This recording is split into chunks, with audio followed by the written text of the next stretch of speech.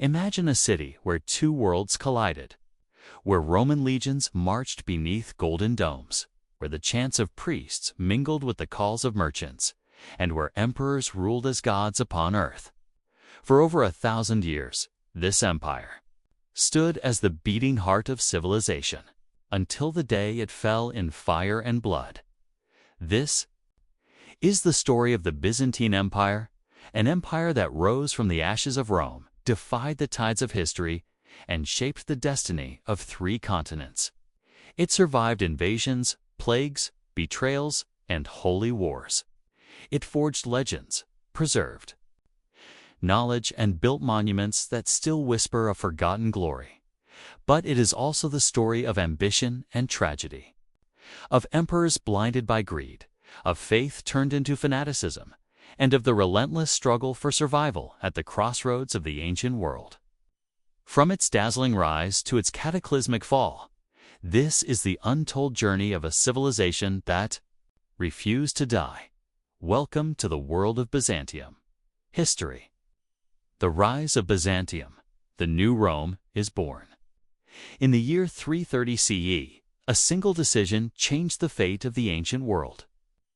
Constantine the Great, Emperor of Rome, stood upon the shores of a small Greek settlement called Byzantium and envisioned a city unlike any other, a city that would outshine Rome itself, rising from the ashes of a crumbling empire. Constantine laid the foundations of a new Rome upon the banks of the Bosporus, where Europe and Asia meet in a delicate embrace.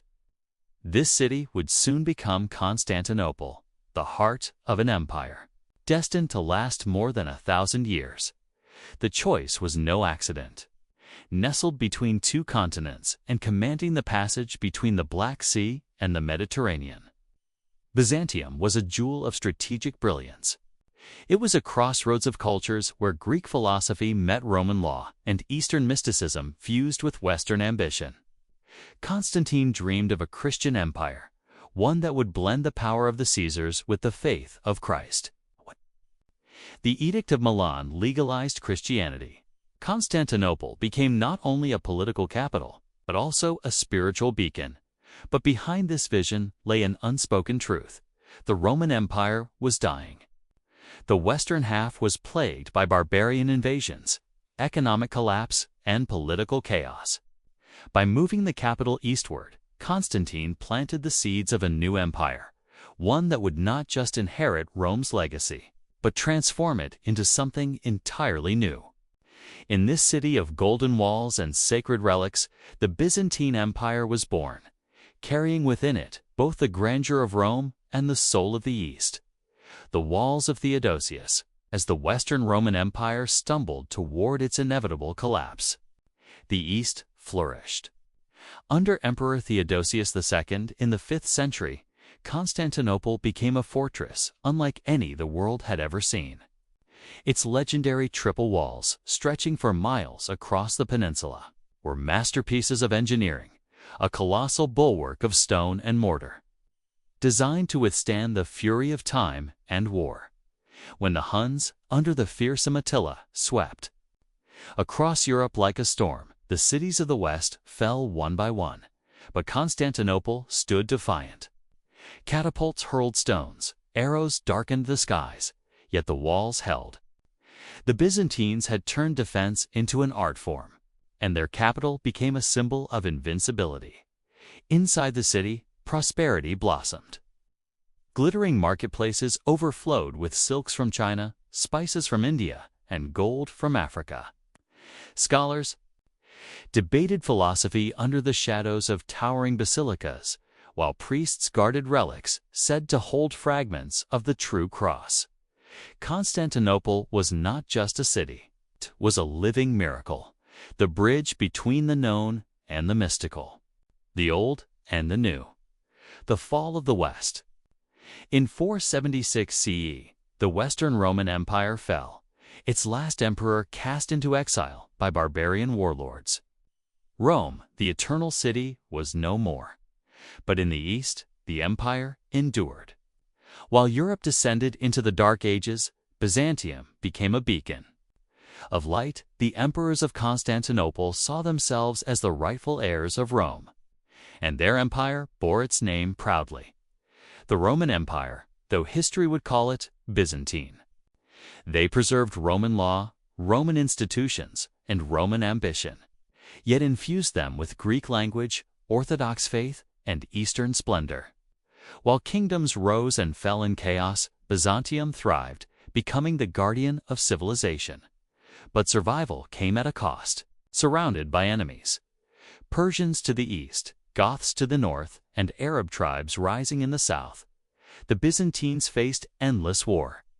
Every battle was not just about land, but about identity. They were not simply fighting for survival. They were fighting to keep alive the very idea of Rome itself, the first golden age. Then came Justinian I, a name that would echo through eternity. Rising to power in 527 CE, Justinian was a man consumed by vision, ambition, and faith. He dreamed of restoring the Roman Empire to its former glory and reclaiming the lands lost to barbarian conquest. Under his command, Byzantine armies marched west, conquering North Africa, Italy, and parts of Spain. His brilliant general, Belisarius, became a legend, defeating enemies against impossible odds. Yet Justinian's true masterpiece was not carved on the battlefield, but in the very heart of Constantinople, the Hagia Sophia. When visitors first stepped into this magnificent cathedral, they gasped, believing they had entered heaven itself. Its vast golden dome seemed to float upon beams of light.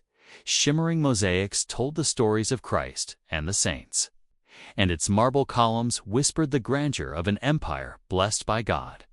Justinian's reign marked the first true golden age of Byzantium, a time when the empire stood unrivaled in power, wealth, and spiritual authority. Shadows on the horizon, but even in times of glory, darkness loomed. Justinian's wars drained the empire's coffers, plagues ravaged its people, and religious divisions began to fracture its unity. The Nika riots of 532 CE nearly toppled the emperor himself, as tens of thousands died in the hippodrome under the swords of imperial soldiers.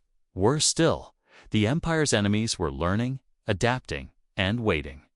New powers were rising, the Sassanid Persians, the Avars, and soon an unexpected force from the deserts of Arabia would arrive with a faith and fury the Byzantines had never encountered before. Byzantium had risen, but the path ahead would test its very soul. The empire would be forged not just in conquest, but in survival. And survival would come at a terrible price. The empress who defied the world. Behind every great emperor, history whispers of the figures who shaped his destiny. And in the story of Byzantium, none shines brighter than Empress Theodora. Born in poverty, cast into a childhood of hardship and humiliation. Theodora's journey from actress and courtesan to the throne of the most powerful empire on earth is nothing short of miraculous. Yet she was no mere ornament to Justinian's. Power she was its equal, its conscience, and often its savior in the gilded halls of the great palace. Theodora wielded influence with an iron will cloaked in silk, fiercely intelligent and unyielding in conviction. She stood beside Justinian, not as a silent consort, but as a partner who dared to challenge senators, generals, and patriarchs alike. Her voice shaped laws protecting the rights of women, safeguarding them from exploitation, and granting them power unseen in much of the ancient world. But her true test came in 532 CE, during the infamous Nika riots, as Constantinople burned and mobs demanded Justinian's overthrow. The emperor faltered, ready to flee the city. It was Theodora who stood unshaken before chaos. Her words immortal. Those who have worn the crown should never survive its loss. Purple makes a fine burial shroud. Galvanized by her defiance, Justinian stayed. The revolt was crushed in a storm of blood, and from its ashes, Byzantium emerged stronger than ever. Without Theodora, there might never have been a golden age, the dream of a united Rome. With the riot subdued, Justinian turned his gaze outward, consumed by an audacious dream to reunite the Roman Empire. To him, the division between East and West was a wound upon history, and he would be the one to heal it. His general, Belisarius, became the spear of this vision.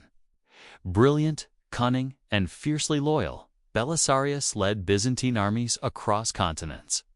In 533 CE, he crushed the Vandals in North Africa with breathtaking speed.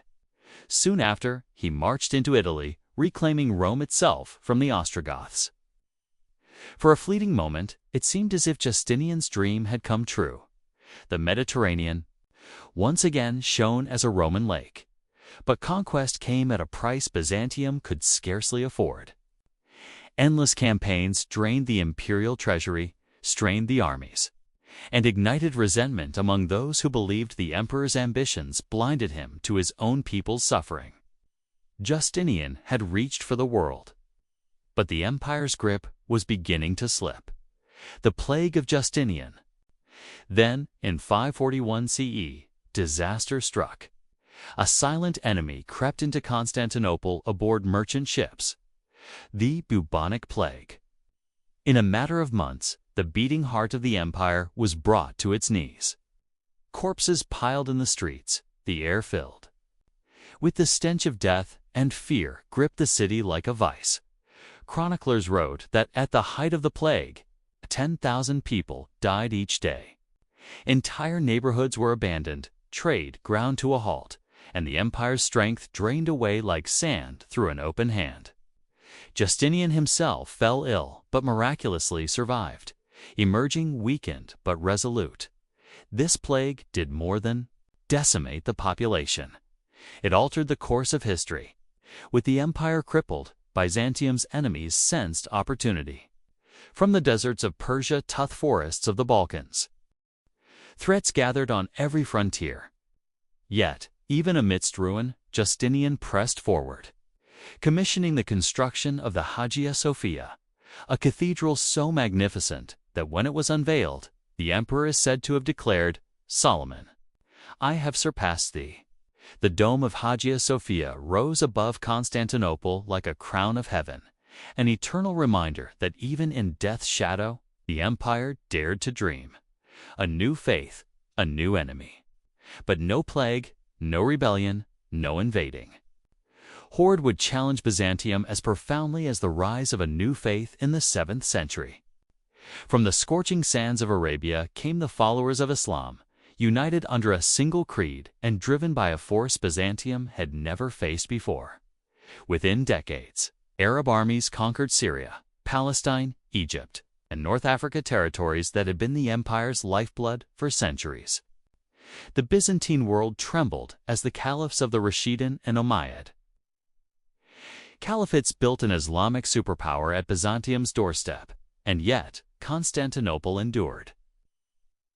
Twice in 674 CE and again in 717 CE, Arab fleets besieged the city, their sails darkening the seas.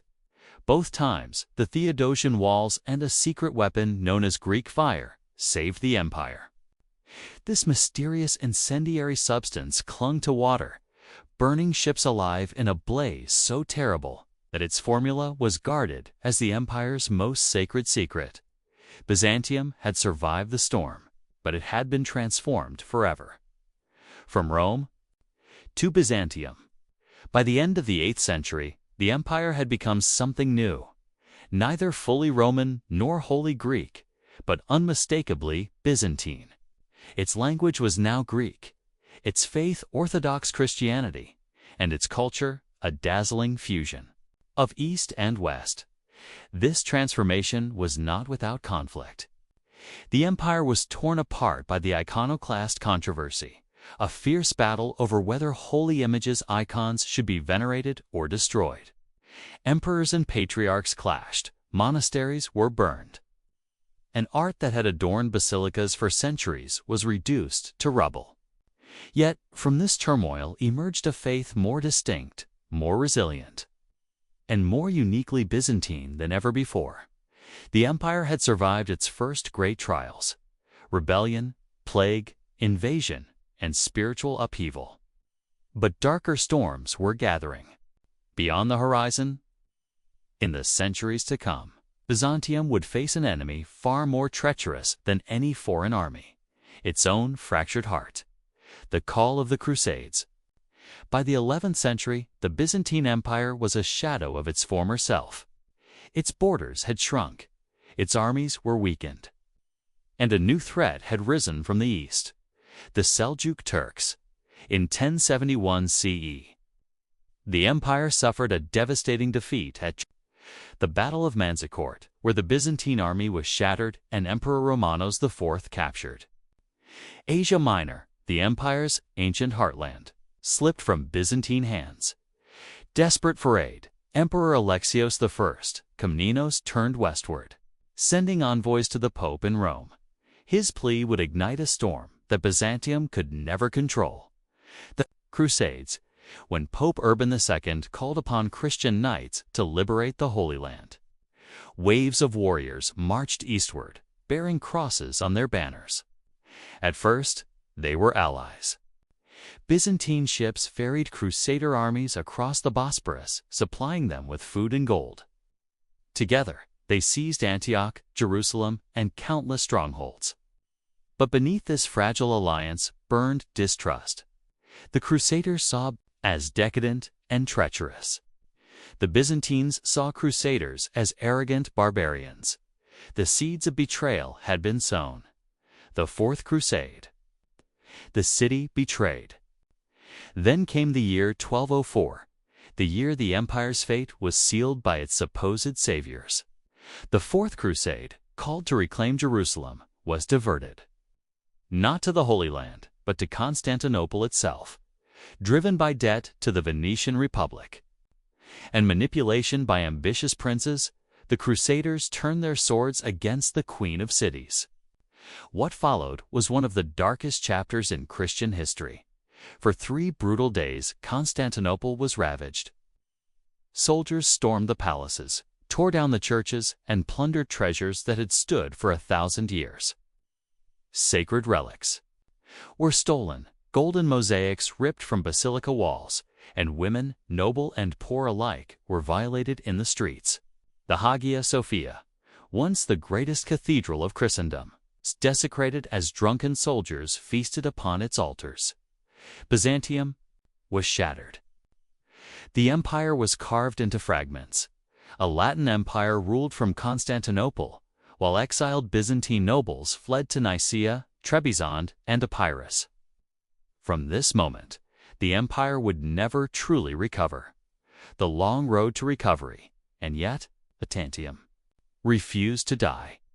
In 1261 CE, the exiled Palaiologos dynasty recaptured Constantinople, restoring the Byzantine throne.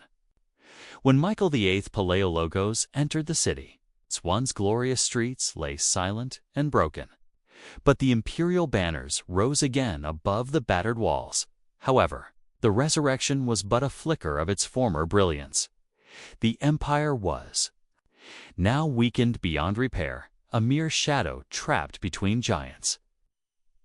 To the west, rising kingdoms like Venice, Genoa, and later Hungary challenged Byzantine trade and power.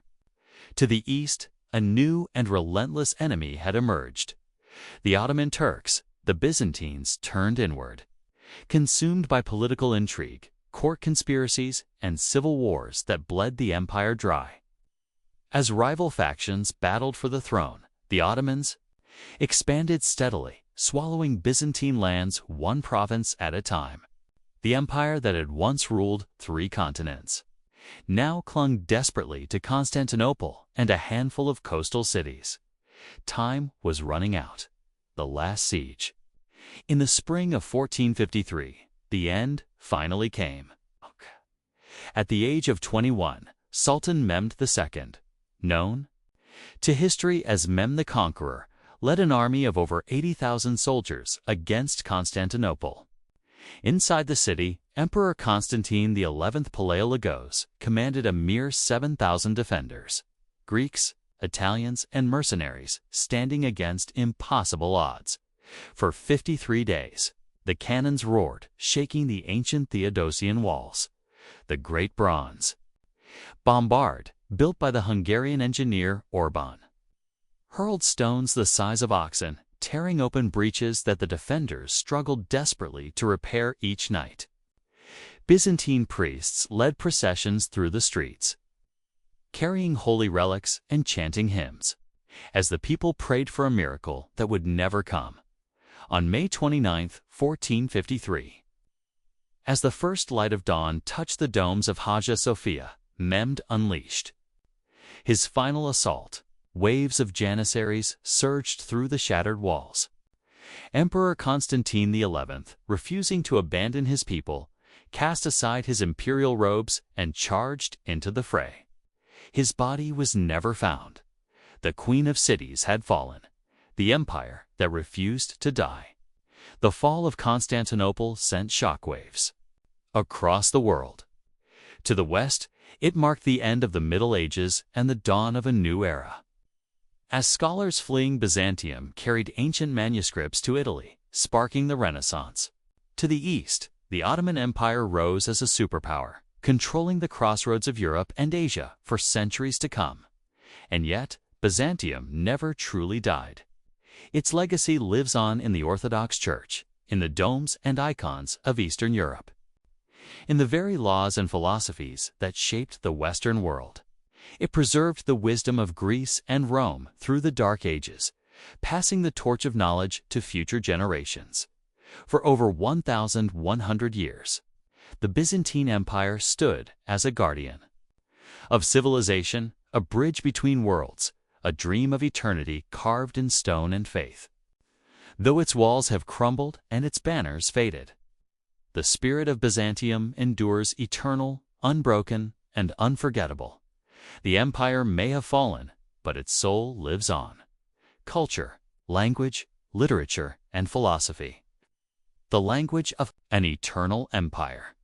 Walk through the bustling streets of Constantinople, and you would hear the echoes of 1,000 tongues. Merchants from Persia haggled in Farsi. Arab traders whispered in their dialects. Venetian sailors shouted in Italian, and pilgrims prayed in Latin. Yet, beneath this symphony of voices, one language rose above all others: Greek. Though the Byzantines called themselves Romans, their empire had slowly transformed. By the 7th century, Greek had become the dominant language of administration, literature, and faith. It was not the Greek of Homeric epics, but a refined, living tongue shaped by centuries of scholarship and infused with Christian theology. Every law, every imperial decree, every prayer within the Hagia Sophia was spoken in Greek, binding the empire together with words as much as with walls. But the Byzantines never abandoned their Roman heritage. Latin lingered in the military, the courts, and the imperial title itself: Basileus Romaean Emperor of the Romans. In every syllable, Byzantium embodied a dual identity: guardians of Rome's past, yet creators of a new Greek Christian civilization. Guardians of ancient knowledge. While Western Europe sank into the so-called Dark Ages, Byzantium became the keeper of civilization's memory. Inside the great libraries of Constantinople, scribes labored by lamplight, copying texts that had survived from the ancient world. Works of Homer, Plato, Aristotle, Galen, and Euclid were carefully preserved, translated, and studied. The Byzantines were not mere archivists. They expanded upon this knowledge. Scholars like Phocios, Michael Sellos, and Anna Komnene carried the torch of philosophy, history, and science into the medieval world. The University of Constantinople, founded in 425 CE, became the intellectual heart of the empire, attracting minds from across Christendom and beyond. It was because of Byzantium that much of the wisdom of ancient Greece survived to inspire the Renaissance centuries later. Without their meticulous preservation, the West might never have rediscovered the foundations of modern science, politics, and philosophy. The power of storytelling. Literature in Byzantium was not merely about recording facts, it was about shaping identity. Byzantine authors saw, one of our Lixting authors saw, themselves as the heirs of Homer and Herodotus, weaving tales that merged history, theology, and legend. Chronicles like those of Procopius, who wrote both the official wars of Justinian and the scandalous secret history, reveal a society both reverent and rebellious. Meanwhile, Anna Kalnian, daughter of Emperor Alexios I, penned the Alexiad, a masterful account of her father's reign and the First Crusade. Blending politics, warfare, and personal drama, these texts were more than entertainment. They were anchors of memory.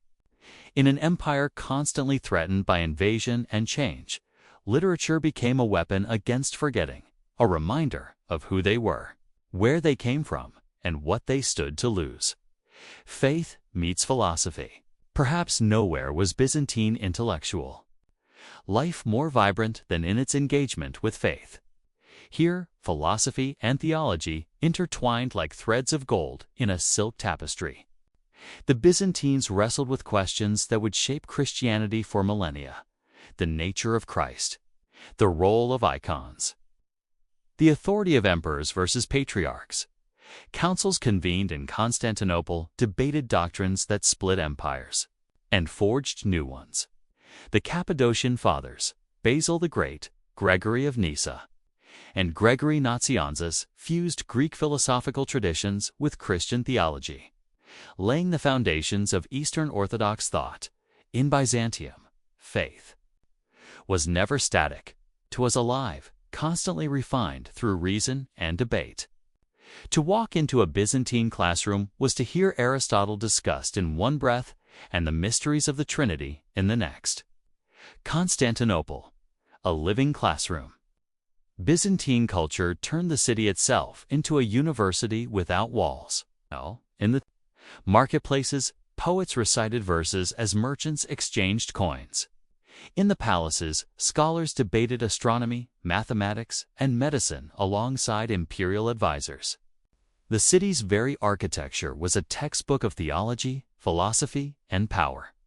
For the Byzantines, knowledge was not confined to dusty scrolls. It was woven into daily life. Children memorized classical epics, priests translated scriptures, and artisans encoded theology into mosaics and icons. Every aspect of Constantinople, from its glittering domes to its cobblestone alleys, whispered of a civilization where faith and reason walked hand in hand. In preserving the past, Byzantium created a future, one that would outlive the Koblig Empire itself, art, architecture, and religion. Icons, windows to the divine. Step into a Byzantine church, and you are no longer in the realm of earth. You are standing at the threshold of heaven. The air is thick with incense.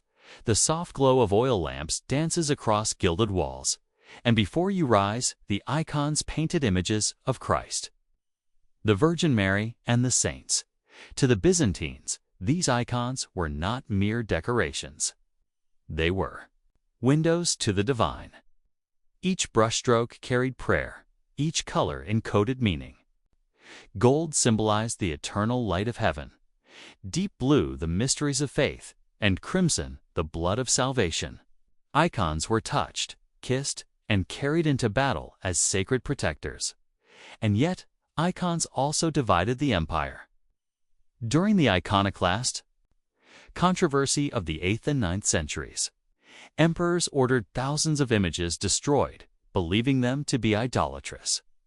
Monks fought back fiercely, defending icons as instruments of worship, not objects of it. Blood was spilled in the name of beauty and belief, but when the dust settled, the icons endured eternal symbols of the Byzantine soul. Hagia Sophia, a dome between heaven and earth. In the heart of Constantinople, where the city's ancient streets converge, rises a monument so breathtaking that even today, nearly 1,500 years later, it silences all who enter. The Hagia Sophia, built under Emperor Justinian I in 537 CE. This cathedral was not merely a house of worship, it was a statement of divine power.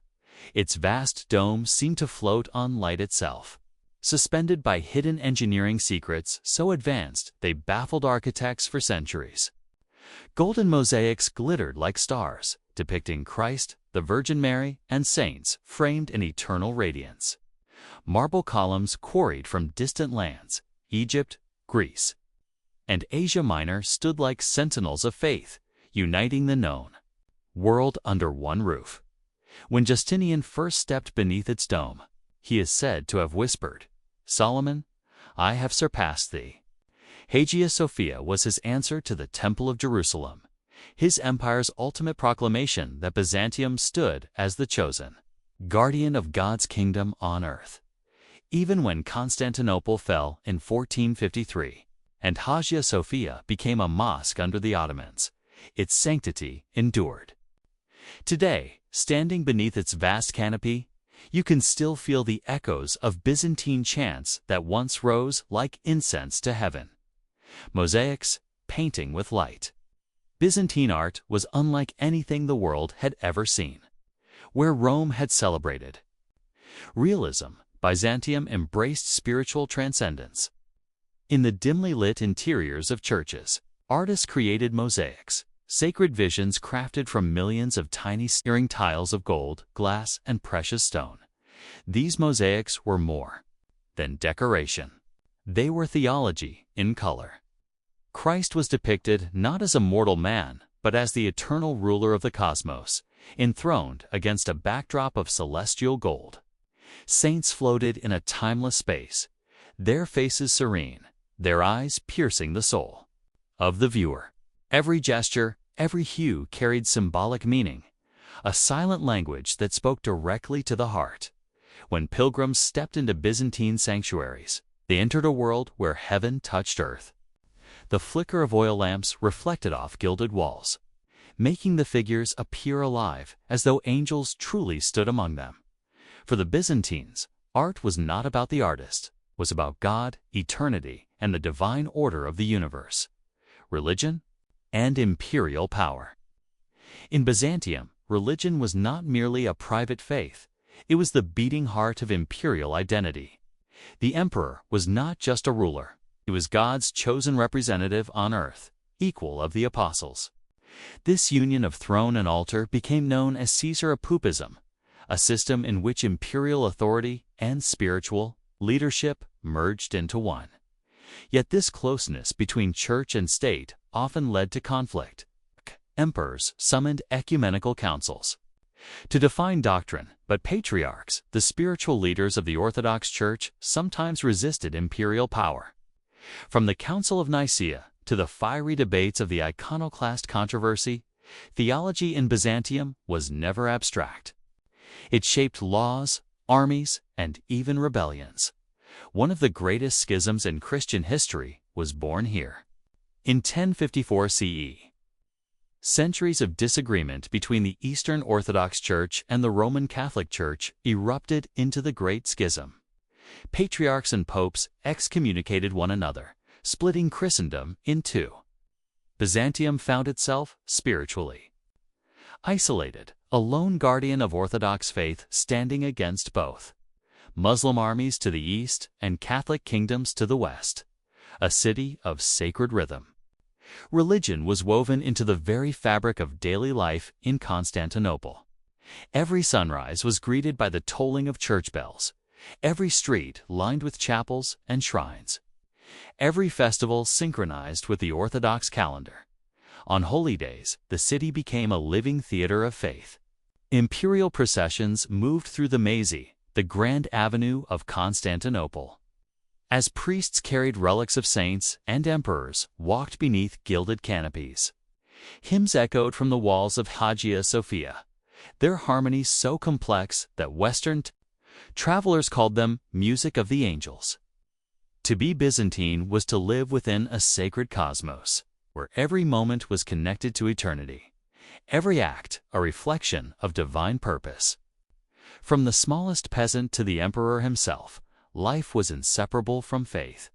Constantinople was not just a city, it was a vision of heaven on earth, legacy in stone and spirit. Even after its fall, Byzantium's art, architecture, and religion left an indelible mark on the world. The domes of Russian cathedrals, the icons of Eastern Europe, the chants of Orthodox liturgies, and even the soaring spires of Gothic cathedrals in the West all carry the fingerprints of Byzantine. Genius Hagia Sophia became the template for centuries of sacred architecture, inspiring mosques like the Süleymani and the Blue Mosque in Istanbul. The Orthodox Church, guided by Byzantine theology, still thrives today, its rituals and music preserving traditions unchanged for over a millennium. In Byzantium, faith was more than belief. It was identity, art, power, and destiny. To understand the empire is to understand that its spirit was carved not only in stone, but into the soul of civilizations yet to come. The golden streets of Constantinople. Imagine stepping into Constantinople at the height of its glory. Around the 10th century CE, the morning sun strikes the city's golden domes, and light dances across the Mazy, the grand boulevard that cut through the beating heart of the empire. Merchants shout from colorful stalls, selling silk from China, spices from India, furs from Russia, and perfumes from Arabia. The air is thick with the smell of roasted lamb, incense, and sea salt carried from the nearby Golden Horn. The people of Constantinople were as diverse as the empire itself. Greeks, Armenians, Arabs, Slavs, Persians, and Latins walked side by side, each carrying pieces of their homeland yet bound together by a shared identity. They were Byzantines. For many, this city wasn't just a capital. It was the center of the world. Life here was an intricatance between the sacred and the secular. Churches and monasteries towered above the streets, yet taverns echoed with laughter and music. Citizens dressed in vibrant tunics and silken robes, embroidered with gold threads that caught the sun. Jewelry wasn't just decoration, it was a declaration of status. A single pearl or sapphire could be worth more than a merchant's entire shop. To walk the streets of Constantinople was to experience the empire in miniature, its wealth, its faith, and its unshakable sense of destiny. Imperial festivals, when the city became a stage. If you had been in Constantinople during one of its grand festivals, you would have seen a spectacle unmatched anywhere in the medieval world. On days like Easter or the emperor's coronation, the city transformed into a living theater of power. And faith, the hippodrome, capable of holding over 100,000 spectators, roared with life as chariots thundered across the sand. The crowds were divided into factions, the blues and the greens, whose rivalries sometimes erupted into riots that could shake the empire itself. As during the infamous Nika revolt of 532 CE, processions snaked through the Mazy, where priests carried relics of saints, incense perfumed the air, and choirs filled the streets with hymns that blended the divine and the imperial. At the heart of it all, the emperor appeared beneath a canopy of silk and gold, flanked by guards in armor so polished it reflected the sun like mirrors. For the citizens, these festivals were more than entertainment. They were reminders that Byzantium was eternal, blessed by God, and destined to stand at the crossroads of the world. Every parade, every hymn, every chariot race whispered a single message. This is the heart of civilization. Music, dance, and theater, the soul of Byzantium. Byzantine music was unlike anything in the West. Its melodies rose and fell like prayer, written in an ancient system of notation known as neumes. In the echoing halls of Hagia Sophia, choirs sang Orthodox chants so ethereal that Western travelers called them the voice of heaven. But Byzantium's musical life didn't end at the church doors. In taverns and marketplaces, you could hear lively tunes played on lyres, lutes, and flutes, accompanied by dancers dressed in flowing silks. Storytellers performed ancient Greek tragedies and comedic plays, weaving together threads of pagan tradition and Christian morality. Festivals often featured shadow theater and acrobatics, while the imperial court hosted lavish banquets where dancers performed under candlelight for the emperor and his guests. Music and performance were expressions of identity, blending influences from Greece, Rome, Persia, and the Arab world into something uniquely Byzantine. To hear the songs of Byzantium was to listen to the empire's soul, both devout and joyful, sacred and playful, reflecting a civilization that lived between heaven and earth, the imperial table feasting like an emperor. If art was Byzantium's soul, food was its celebration of life.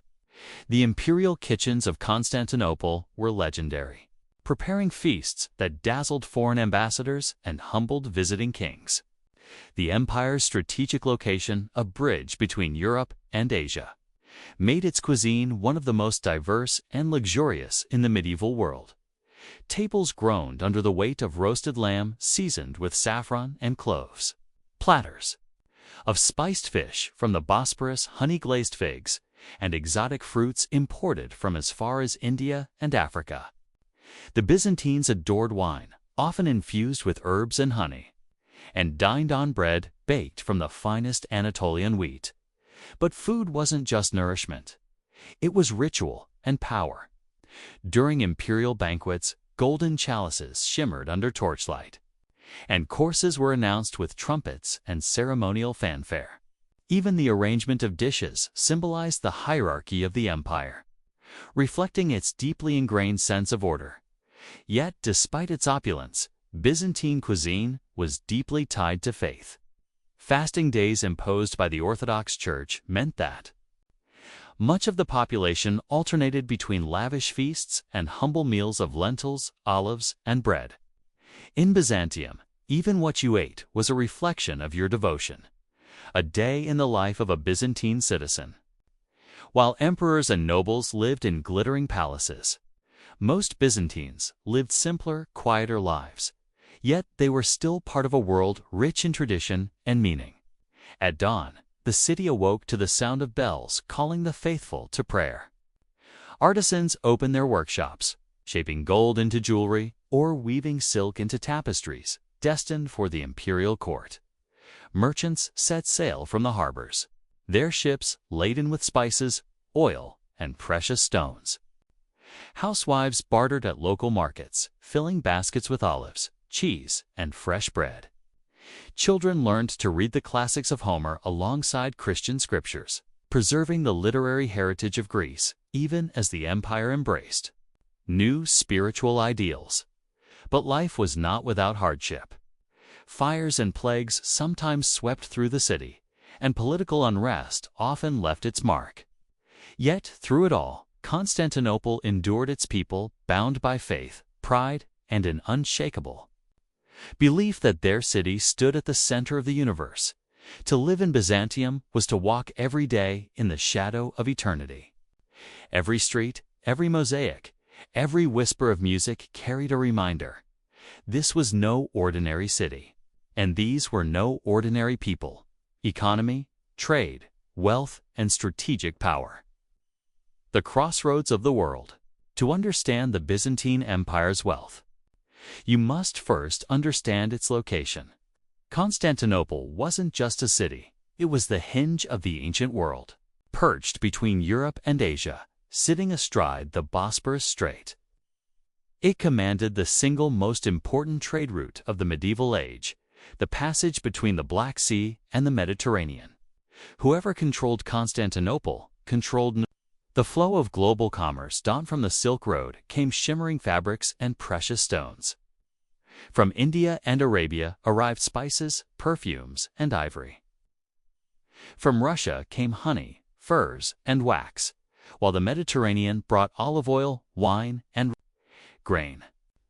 Constantinople was a living marketplace where merchants from China, Persia, Africa, and Europe gathered to exchange not only goods but ideas, languages, and cultures. Its markets were legendary. The Forum of Constantine and the mazy boulevard buzzed with merchants shouting in dozens of tongues. Arab traders rubbed shoulders with Venetian sailors, Jewish bankers, Greek artisans, and Slavic fishermen. Gold coins clinked, silk rustled, and spices perfumed the air. Everything the world desired passed through this city. Byzantium didn't just profit from trade, it controlled it. Strategic tolls and taxes filled the imperial treasury with unimaginable wealth, making Constantinople the envy of kings and sultans alike. In a world where most medieval cities were small and impoverished, Byzantium gleamed like a beacon of prosperity. The power of the solidus. At the heart of this prosperity lay a coin. The solidus, also called the bezant, introduced by Emperor Constantine the Great in the 4th century CE. The solidus became the most trusted currency of the medieval world. Minted in nearly pure gold and carefully regulated by the state, it was so stable that merchants from London to Baghdad accepted it without question. In an era when most kingdoms struggled with debased coins and unreliable economies, the Byzantines created a financial miracle. The solidus never lost its weight or purity for over 700 years, an achievement unmatched in monetary history. With this single innovation, Byzantium became the banker of the known world. Foreign powers desperately sought Byzantine gold. Muslim caliphs, Frankish kings, and Viking chieftains all used the solidus to buy luxury goods from Constantinople's markets. Tribute, ransoms, and mercenary payments flowed in gold bezants, cementing Byzantium's role as the financial heart of the medieval economy. But with wealth came jealousy. To the east, the Abbasid Caliphate dreamed of capturing Constantinople and seizing its riches. To the west, Venice and Genoa plotted to carve up its trade dominance. Gold brought power, but it also made Byzantium a target for the ambitions of empires, industries of empire. Byzantium's wealth wasn't just about trade. It came from production, innovation, and craftsmanship. The empire's industries were among the most advanced in the world. Silk weaving was Byzantium's greatest secret. For centuries, China had monopolized silk production. But under Emperor Justinian I, spies smuggled silkworm eggs from the east, hidden inside hollow bamboo canes. With this act, Constantinople became the center of the silk industry, producing fabrics so fine they were worth their weight in gold. Royal purple silks were reserved exclusively for the emperor and his court, a law so strict that anyone else caught wearing them risked death. Other industries thrived too. Byzantine artisans produced mosaics, icons, jewelry, glassware, and fine ceramics coveted across Europe and the Middle East. Shipbuilders constructed advanced warships like the Dromon, which carried the empire's lifeblood, its trade goods. And armies across the seas, agriculture, though less glamorous, was the empire's foundation. The fertile lands of Anatolia, Thrace, and the Balkans supplied grain, olives, and wine to feed Constantinople's vast population. Without these resources, even the empire's great wealth would have withered. Byzantium thrived because it balanced trade, industry, and agriculture into a self-sustaining economic machine. Markets of splendor. Imagine entering the Kapılı Çarşı, the covered bazaars of Constantinople, centuries before the Ottoman conquest. Lanterns swayed overhead, casting warm light onto stalls piled high with treasures from 3 continents. Silks from China, pepper from India, amber from the Baltic, furs from Siberia, and ivory from Africa all lay side by side, transforming Constantinople into the Amazon marketplace of the Middle Ages.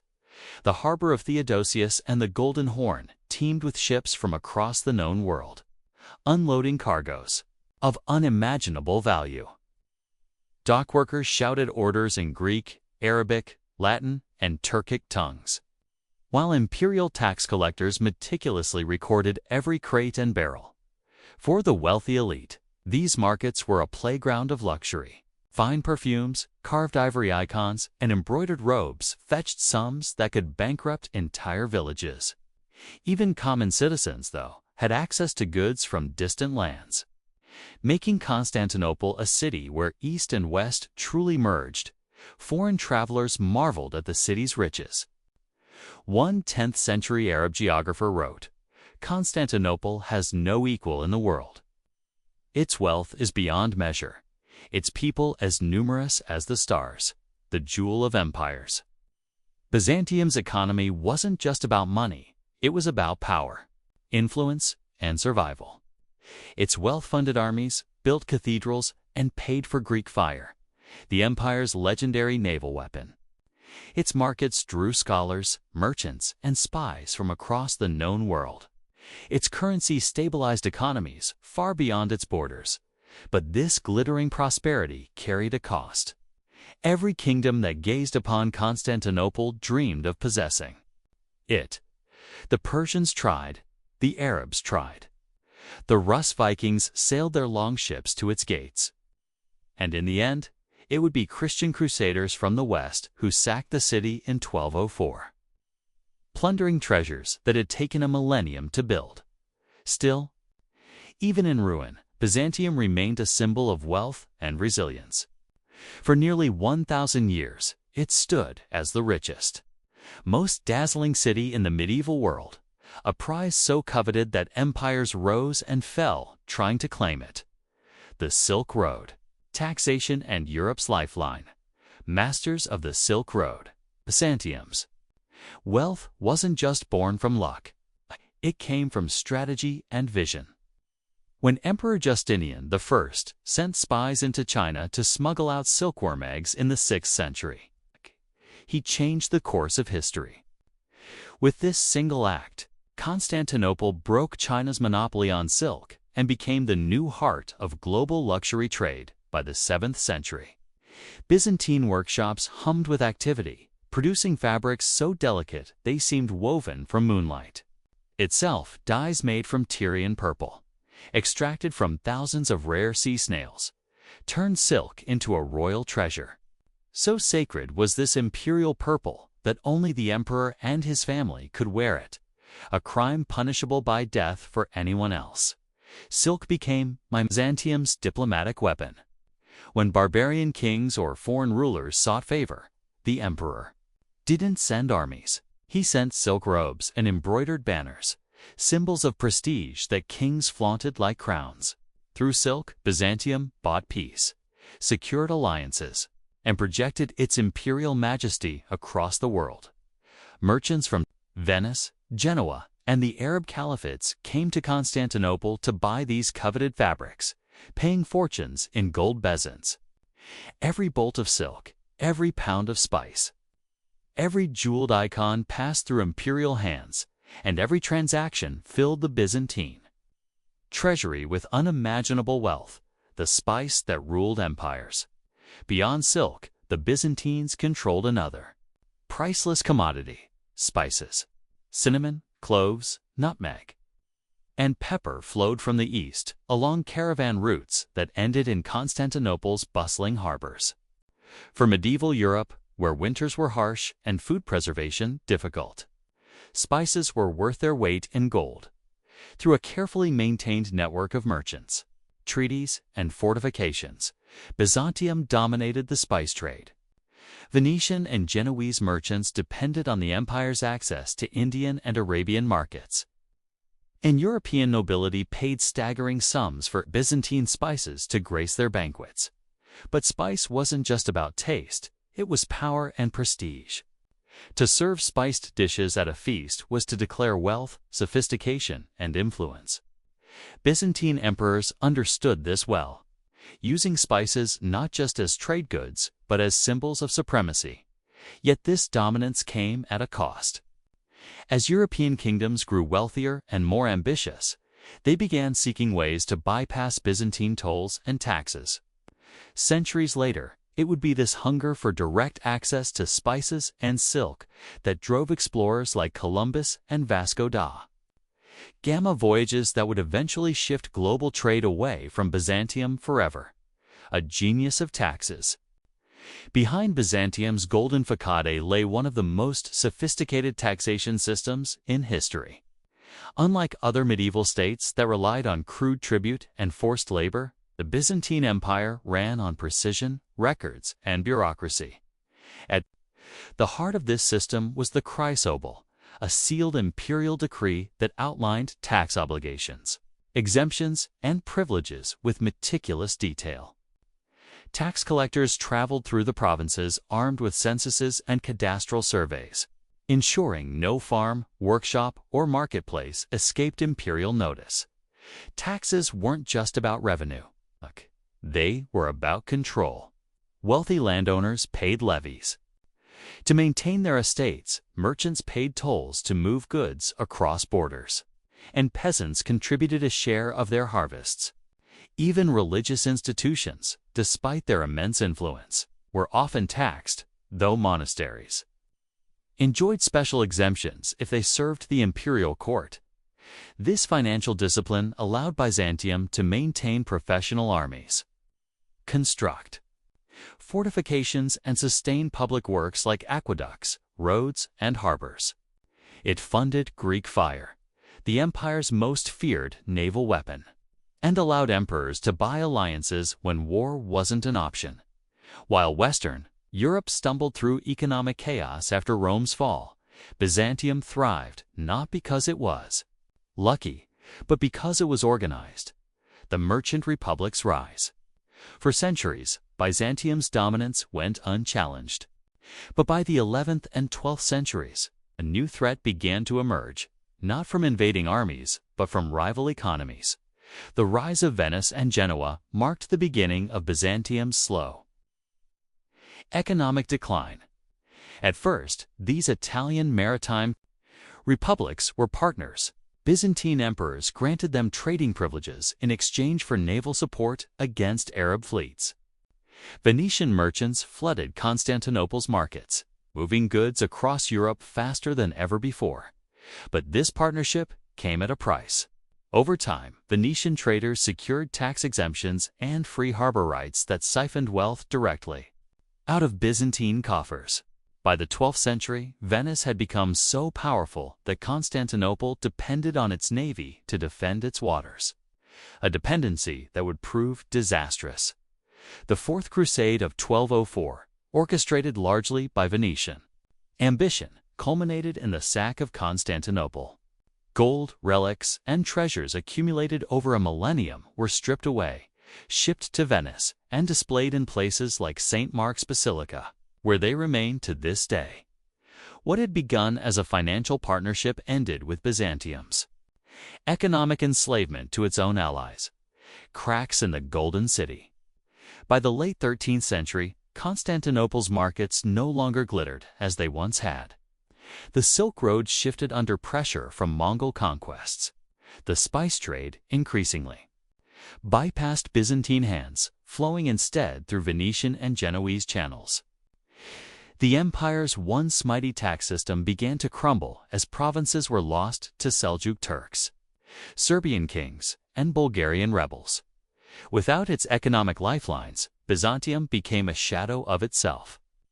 The imperial treasury, once overflowing with gold bezants, now struggled to pay mercenaries and maintain defenses. Once the solidus had been the world's most trusted currency.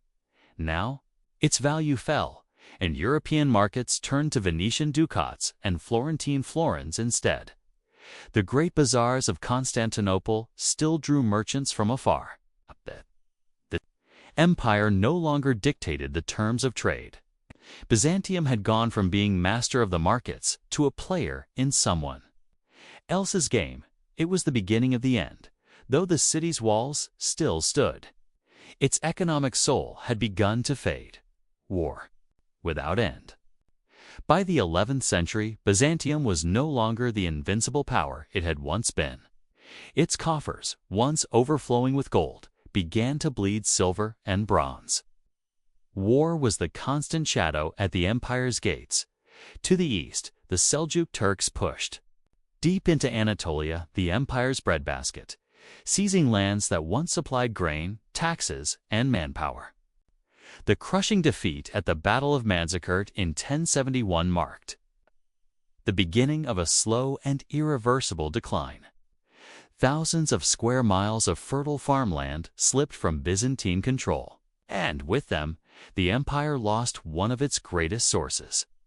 Of wealth to the west, the empire faced new pressures from Norman invaders in southern Italy and constant skirmishes with Bulgarian and Serbian kingdoms.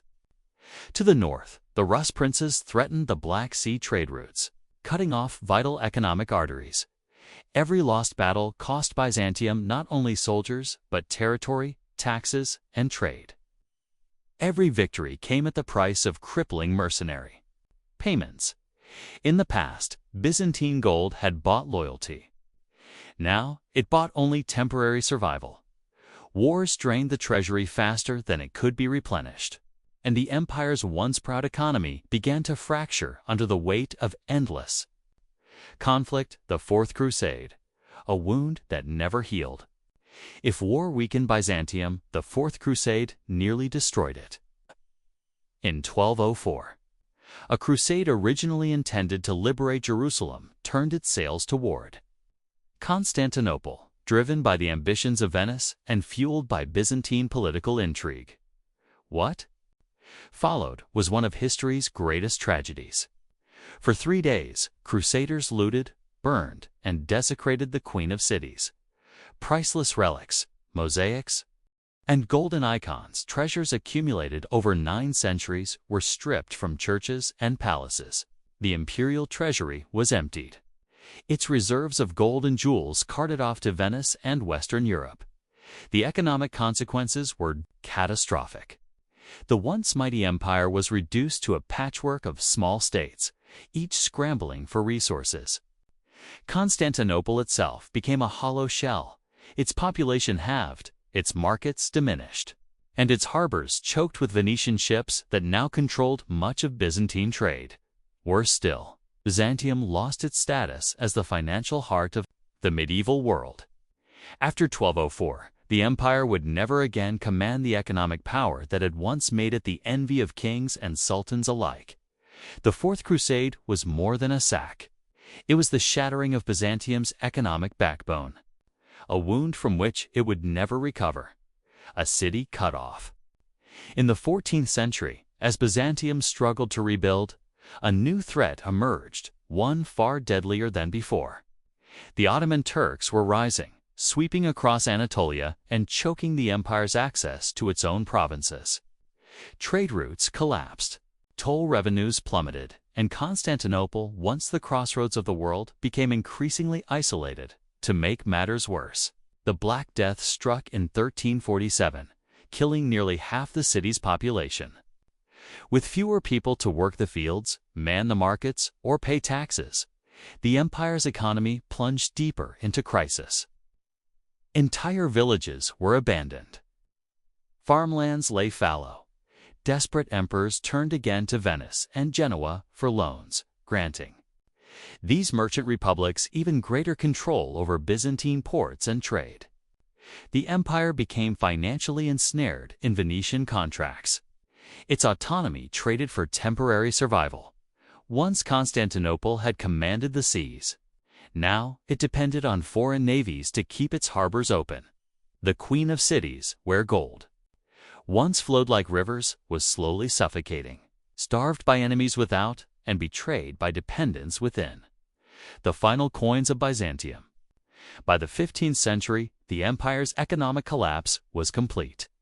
The once mighty solidus, which had ruled the medieval economy for centuries, was long gone, replaced by debased coins of poor quality that no foreign merchant trusted. The imperial treasury, once the richest in the known world, was now so empty that emperors pawned the empire's relics to pay for mercenaries and basic defenses. In 1453, on the eve of the Ottoman Siege, Emperor Constantine XI could barely afford 7,000 defenders to guard Constantinople's walls, a pitiful force compared to Mehmed-Day's army of 80,000, the city that had once dazzled the world with Hagia Sophia's golden mosaics and markets overflowing with treasures was reduced to begging for survival. Byzantium, the empire that had once controlled the trade of 3 continents, could no longer even feed itself. Every coin spent felt like a countdown to the end. And the end was coming fast. The empire that bought time, and yet, tedium, Endured for nearly 1,000 years after the fall of Rome, it survived storms that should have destroyed it. Its economy, even in ruin, still bought the empire time to repel invasions, time to preserve its culture, time to keep its walls standing. When Constantinople finally fell to the Ottomans in 1453, this was not simply a military defeat, it was the end of an economic era. The Silk Road shifted under Ottoman control, trade between East and West rerouted, and a new world economy began to rise. But Byzantium's legacy lived on. Its gold bezants fueled commerce for centuries. Its taxation systems inspired European monarchies. Its markets had connected civilizations from China to England, shaping the global economy as we know it. Byzantium's economy was more than wealth. It was the lifeblood of an empire and the bridge between worlds. Even in death, it changed the course of history, current situation, and legacy. The fall of Constantinople, twilight of an empire. The gathering storm. Spring, 1453. Constantinople. The city once called the Queen of Cities stands like a fading jewel at the edge of history. For 1,123 years, its triple walls had withstood sieges, storms, and the ambitions of empires. But now, the walls were cracked, the treasury empty, and the empire reduced to a shadow of its former glory. On the horizon, a new power was rising. The Ottoman Empire, led by the young and brilliant Sultan Mehmed II, at just 21 years old. He commanded an army of nearly 80,000 soldiers, a vast fleet, and the most terrifying weapon of the age, massive cannons capable of shattering stone. Inside Constantinople, Emperor Constantine XI Palaiologos faced an impossible task. With barely 7,000 defenders, he stood against an Ottoman force more than 10 times his size. Supplies were scarce, reinforcements would never come, and the city's once mighty harbors now lay at the mercy of the enemy fleet. And yet, the people of Constantinople refused to surrender. Priests, blessed soldiers, bells rang from every church, and citizens, young and old, worked day and night to repair walls and sharpen weapons. The city had survived sieges before. Perhaps, they prayed, it would survive again. But this siege would be different. This time, the world itself was changing. The siege begins. On April 6, 1453, the earth shook beneath the thunder of Ottoman cannons. Massive stone balls, some weighing half a ton, smashed into Constantinople's ancient walls, sending dust and debris into the air like smoke from a dying fire.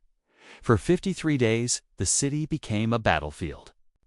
By day, Ottoman forces launched relentless assaults, scaling ladders, storming gates, and firing volleys of arrows.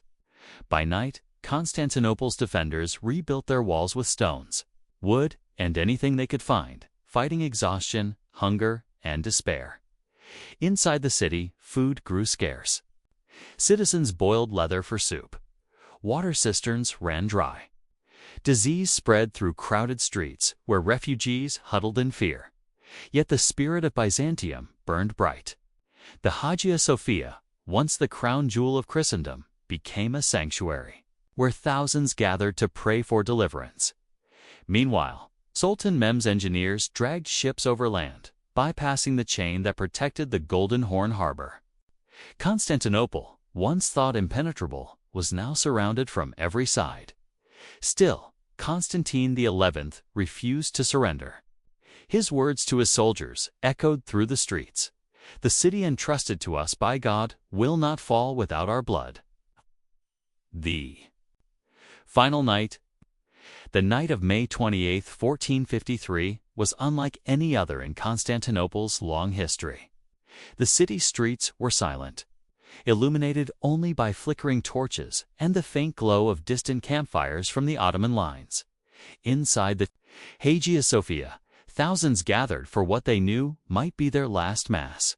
Greeks, Latins, soldiers, merchants, priests, and peasants stood side by side, setting aside centuries of division.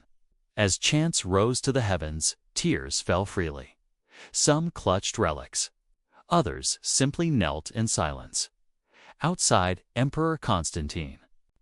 11 walked the walls one final time, speaking softly to his commanders. There would be no retreat, no surrender. The emperor who ruled the last remnants of Byzantium would die with his city. At dawn, the Ottomans unleashed their final assault. Cannon fire roared, ladders scaled the walls, and janissaries stormed the gates. The defenders fought desperately. But the sheer force of Mehmed's army was overwhelming. Some say Constantine removed his imperial regalia and plunged into the fray, disappearing in the chaos. His body was never found. The emperor became a myth, the last guardian of a dying empire, the end of Byzantium. By mid-morning, the Ottoman banners flew over the city. The walls that had stood for a millennium lay in ruins. Constantinople, the capital of the Eastern Roman Empire, the heart of Orthodox Christianity. The bridge between East and West had fallen. The streets ran red as soldiers looted palaces and churches, carrying away treasures collected over 9 centuries. The great Hagia Sophia, once the pride of Christendom, was converted into a mosque. Byzantine nobles were captured or killed. Thousands were enslaved and carried into Ottoman lands. And yet, amid the devastation, something profound happened. The fall of Constantinople did not erase Byzantium, it transformed it. Knowledge preserved in Byzantine libraries flowed into Italy, sparking the Renaissance. Orthodox Christianity survived, spreading into Russia, the Balkans, and beyond. Though the empire was gone, its spirit lived on, in art, in faith, in architecture, and in the very foundations of Europe. The dawn of a new world. The fall of Constantinople marked the end of the Middle Ages and the beginning of a new era. Trade routes shifted, empires rose and fell, and the Ottoman Empire became the new power bridging Europe and Asia. But Byzantium's influence never truly faded. Its laws shaped European governance, its art inspired centuries of architecture, and its scholars carried the wisdom of Greece and Rome into a world ready to be reborn. In a way, Byzantium achieved what no empire before. It became immortal. Its walls may have crumbled, but its legacy became woven into the DNA of civilization itself. From the shadows of Hagia Sophia to the streets of modern Istanbul, the spirit of Byzantium still whispers, reminding us that empires rise and fall, but culture endures. Orthodoxy, faith beyond an empire. Though Byzantium's walls crumbled in 1453, its faith endured. The Eastern Orthodox Church, born in the heart of Constantinople, continues to thrive across the world. From the golden domes of Moscow to the monasteries of Mount Athos, Byzantine spirituality still breathes, unbroken by time. When Constantinople fell, Orthodox scholars and clergy scattered across the Balkans, Russia, and the Middle East, carrying with them sacred texts, icons, and chants preserved for centuries. In Russia, the fall of Byzantium ignited a new vision. Moscow became the Third Rome, the last defender of Orthodox Christianity and the inheritor of Byzantine tradition. Even today, Byzantine liturgies, written in ancient Greek, fill cathedrals from Athens to Belgrade, Tbilisi to Jerusalem.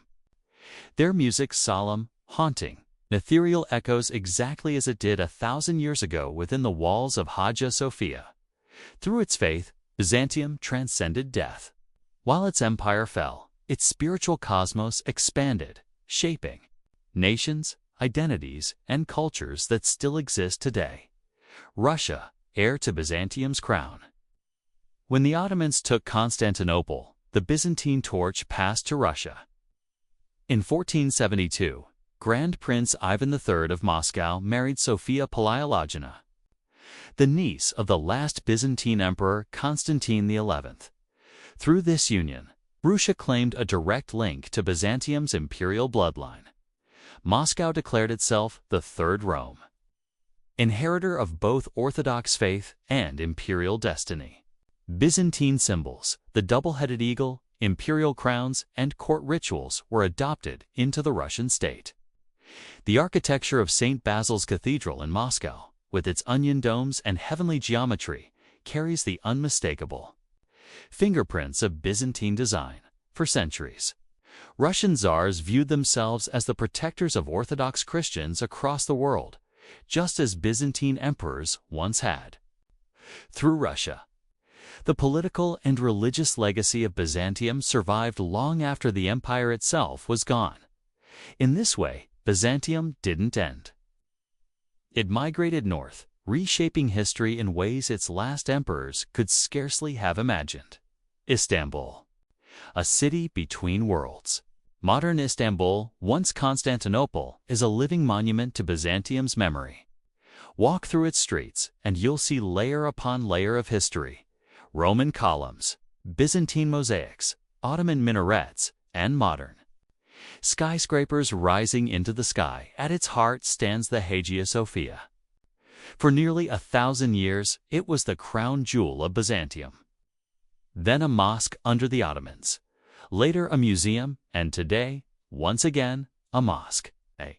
Despite centuries of transformation, its Byzantine soul still endures. Step inside, and you're standing where emperors were crowned, where chants once shook marble walls, where mosaics shimmer beneath centuries of paint.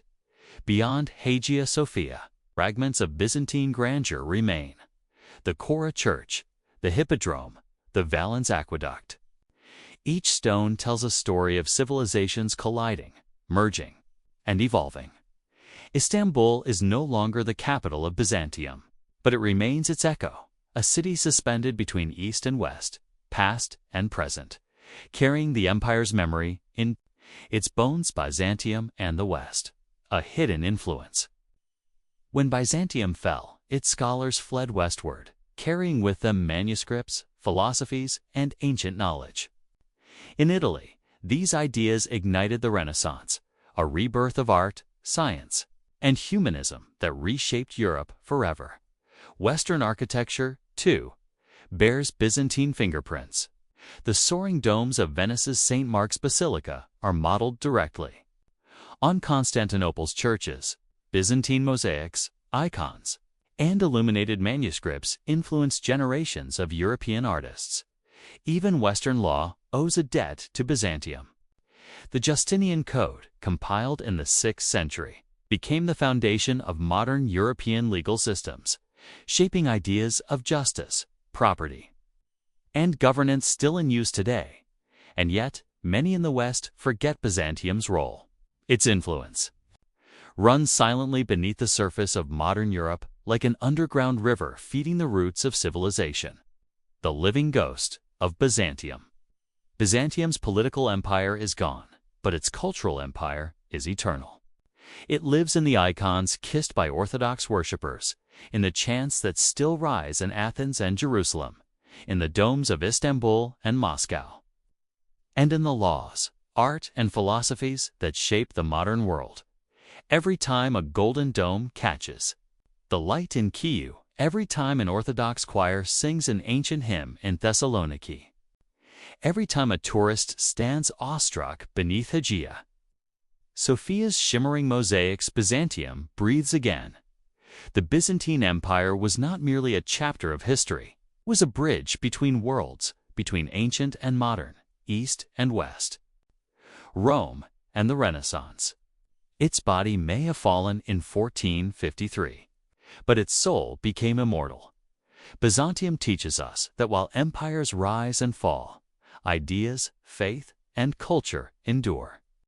It whispers through time, stone crumbles, gold fades, but spirit lives forever, whispers among ruins. Stand today on the ancient walls of Istanbul, once Constantinople, and listen closely. You'll hear it if you're still enough. The whispers of an empire that refused to die. The stones beneath your feet once bore the weight of emperors, patriarchs, and warriors. These walls once guarded the greatest city on earth. A city where East kissed West, where faith and empire became one.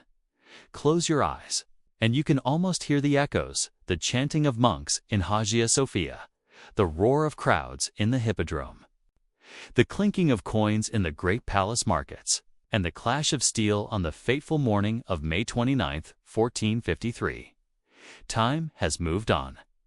Empires have risen and fallen. Yet Byzantium's heartbeat still lingers quiet, but eternal. For this was never just an empire of soldiers and walls. It was an empire of ideas, spirit, and light. And ideas cannot die. Lessons from 1,000 years. The Byzantine Empire lasted over 11 centuries, longer than almost any other civilization in recorded history. It survived invasions, plagues, religious schisms, crusades, and economic ruin. It bent but did not break until its final hour. What kept Byzantium alive for so long was more than gold or armies. It was adaptability. It was faith. It was the unshakable belief that civilization itself was worth defending. Yet Byzantium also teaches us another lesson, one carved into its downfall. Even the mightiest walls eventually crumble if they stand alone. Divisions within Christendom, the schism with Rome, political betrayals, and the shifting tides of global trade. These did more to kill Byzantium than any cannon ever could. The empire fell, but its mistakes and triumphs still speak to us today. It reminds us that unity builds nations, but division buries them. Byzantium in us. Byzantium is everywhere, though we often fail to see it. It lives in the laws that govern nations, born from the Justinian Code. It lives in the icons and domes of Orthodox churches, in the chants that still rise under candlelight. It's unchanged since the 10th century. It lives in the Renaissance art of Florence, in the mosaics of Venice, in the literature of Europe, all nurtured by Byzantine scholars fleeing a dying city with priceless manuscripts in hand. It lives in modern Istanbul, where Hagia Sophia still stands beneath its vast, floating dome, silent witness to 1,500 years of human history. It lives in Moscow's cathedrals, Belgrade's monasteries, Kijev's golden domes, and even in the principles of international diplomacy and governance. And it lives in you, the viewer, every time you marvel at a mosaic, step into a cathedral, or trace the line where past meets present. Byzantium isn't gone. It's woven into the fabric of our world, a bridge across time. Byzantium was more than an empire. It was a bridge between worlds, between ancient Rome and the modern West, between Christianity and Islam, between Europe and Asia. Without Byzantium, Western civilization would be incomplete. Without its libraries, much of Greek and Roman knowledge would have vanished forever. Without its diplomacy, Europe might have been consumed by Eastern invasions centuries earlier. Without its faith, art, and vision, the Renaissance and the world we know today might never have been born. The walls of Constantinople may have fallen, but the ideas they protected flowed outward like rivers, nourishing lands the Byzantines themselves would never see. Their empire ended, but their story continues through us. And perhaps that is Byzantium's greatest victory, immortality not of stone, but of memory. Closing monologue and teaser. Once, on this very ground, stood the Empire of Light. Its domes touched heaven. Its mosaics shimmered with eternity, and its people believed they guarded the very gates of God's kingdom. That empire has fallen. Its banners are gone. But listen closely, and you'll hear it still. Byzantium lives, in art, in faith, in every dream humanity dares to preserve. The Byzantine Empire is not just history, it is a mirror. It reflects who we are, where we come from, and where we might be going. Because every empire, no matter how glorious, eventually faces its own 1453. As we close this chapter, one question remains. What comes after the empire falls? That's the story we'll uncover in our next episode tracing the rise of the Ottoman Empire and how it reshaped the world Byzantium left behind. If you've journeyed with us through the rise and fall of Byzantium, make sure to subscribe to Historic Horizon TV. There are countless more stories waiting to be told, stories of power, faith, and empires that shaped humanity. Stay with us. History isn't over. It's alive.